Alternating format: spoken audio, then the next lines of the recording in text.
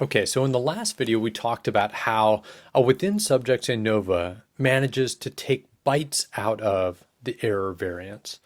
And we've talked a little bit about how this is the case because we can measure these between subject differences.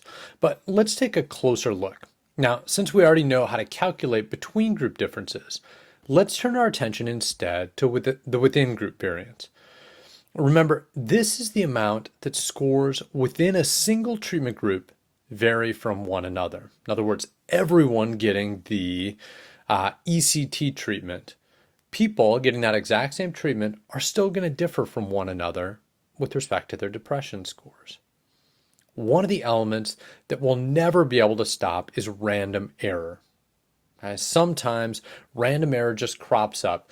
Someone answers a question differently on one test than they would have 5 minutes ago. However, using a within subjects design, because we can track how a single participant performs across multiple trials, we can actually quantify how much of these within group variance is due to individual differences between subjects. Okay, so let's actually take a look at this with respect to a specific data set. It's a tiny data set, but it's a data set nevertheless. So let's imagine that we have 3 different groups that are receiving a treatment. In this case, let's imagine that we wanted to increase their happiness. So let's say we had a 32-point measure of happiness along the bottom. And we wanted to try 3 different interventions. One of them is to put them in a room all alone with their thoughts. We'll call that treatment group 1. And let's say we have 3 participants, participant A, B, and C. A, B, and C are shut alone in a room in the dark with their thoughts. And then they're asked, how happy are you? And these are the happiness levels that they record. We can imagine a second treatment group. Let's say in this treatment group, they are allowed to wander about on Point Loma's campus. And those same 3 participants, participant A, B, and C, are then measured with respect to their happiness afterwards. But let's say we also wanted to see maybe it's not just being at Point Loma, maybe we need something unique.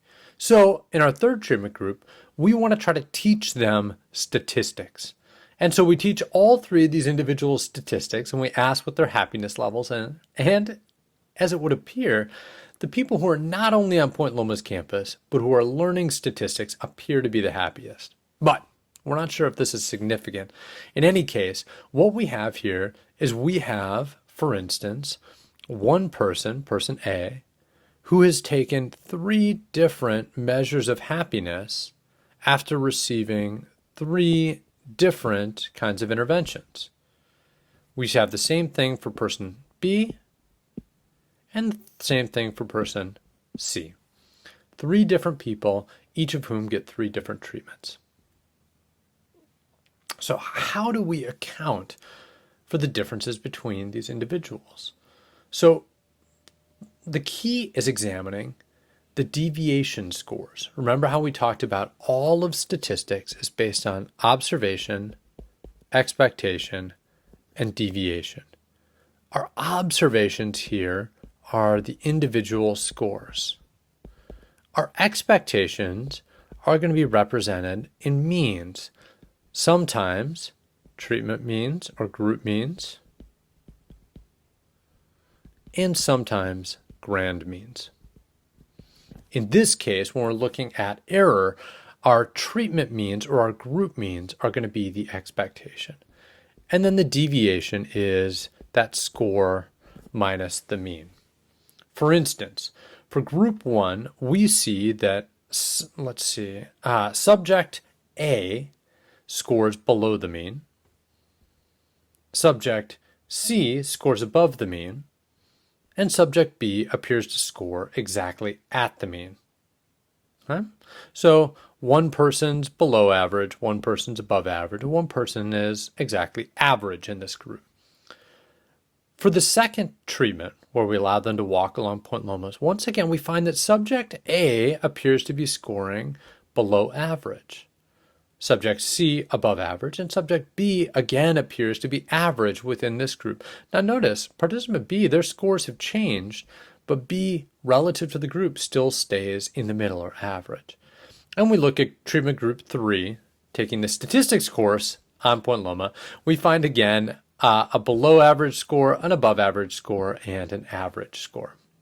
In other words, subject A seems to always be scoring lower than subjects B and C, regardless of what condition they're in.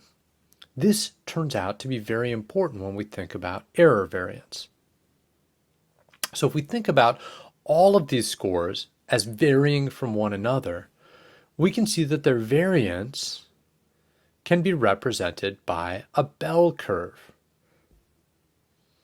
Now, we already know how to figure out how much of this variance is due to group differences, right? Those are our blocks, our between group variance. But what we want to know is how much of the remaining variance, how each of these points is different from all the others, or really from the grand mean, how much of that variance is due to individual differences. In other words, differences between subject A, subject B, and subject C. How much of all of the variability, the differences in all the scores, is due to just different people and their different average scores. So one way to visualize this is by lumping all the data points from subject A together, along with the arrows that tell us which direction subject A tends to be from the group means. Then we put all the subject C data points together and all the subject B data points together. As we can see, all of subject A's responses were below the mean. Their deviation score was always negative. All of C's responses were above the mean, and all of B's tended to be at the mean.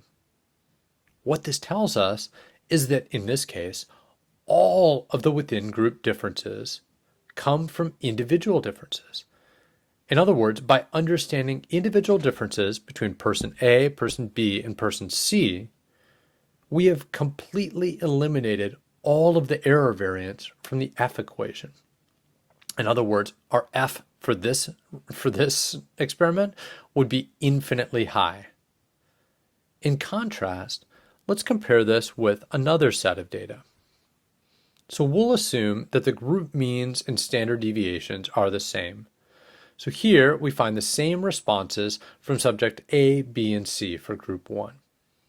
However, in group 2, they appear to score a little bit differently. This time B scores below the mean, C is at the mean, and A is above.